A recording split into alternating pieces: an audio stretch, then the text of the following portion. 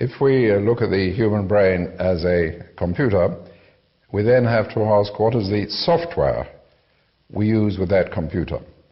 Well, in general, the software, at least of Western civilization, was originally designed 2,400 years ago by the Greek Gang of Three, the GG3, who were, of course, Socrates, Plato, Aristotle. We've done virtually nothing about thinking since then.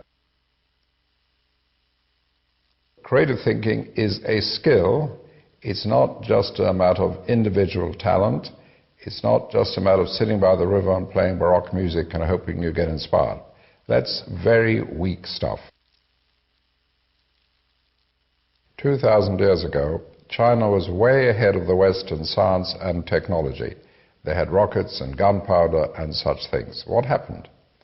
What happened, the scholars in China started to believe that you could move from certainty to certainty, and as a result, they never developed the possibilities system, never developed hypothesis, speculation, imagination. Progress came to a dead end.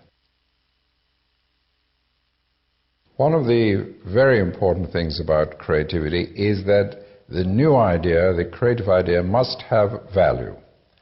Far too many people who believe they are creative think that just being different for the sake of being different is creative. It is not, and that is what gets creativity a bad name. So if you look at a door and you say doors are normally rectangular, let's make a triangular door. Now, unless you can show value for that, that is not creativity. That is just being different for the sake of being different. Now, one of the reasons people are reluctant to be creative in general is that if you try out an idea and it doesn't work, that is regarded as a mistake. Now, a big deficiency in language, certainly in the English language, is we don't have a word which says fully justified venture, which for reasons beyond your control did not succeed. So anything which did not succeed is called a mistake, and people don't like mistakes because that stands in the way of their promotion and their career. Provocation is one of the methods of lateral thinking, one of the tools of lateral thinking. It is completely contrary to the opposite of our normal logical thinking.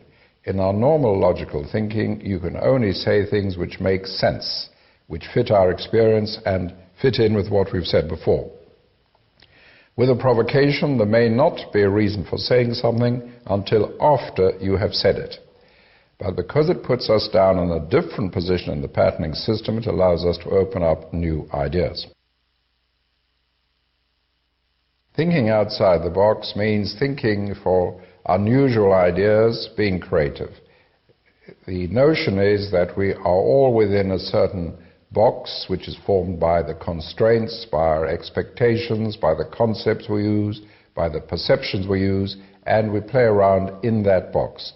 So thinking outside the box means escaping from, breaking out of the box to change concepts, change perceptions, change constraints, change rules, and develop new ideas. It means developing an idea which would not have been expected in our usual behavior, in our usual thinking. So it's just another term for creative thinking, unusual thinking, or lateral thinking. I prefer the term lateral thinking because that is very specifically defined in system terms, which means moving across from the main pattern to a side pattern, which once you're there, in hindsight, you can link up with your starting point. But thinking outside the box is a general term meaning unusual ideas, ideas which would not have arisen within the box of your usual thinking.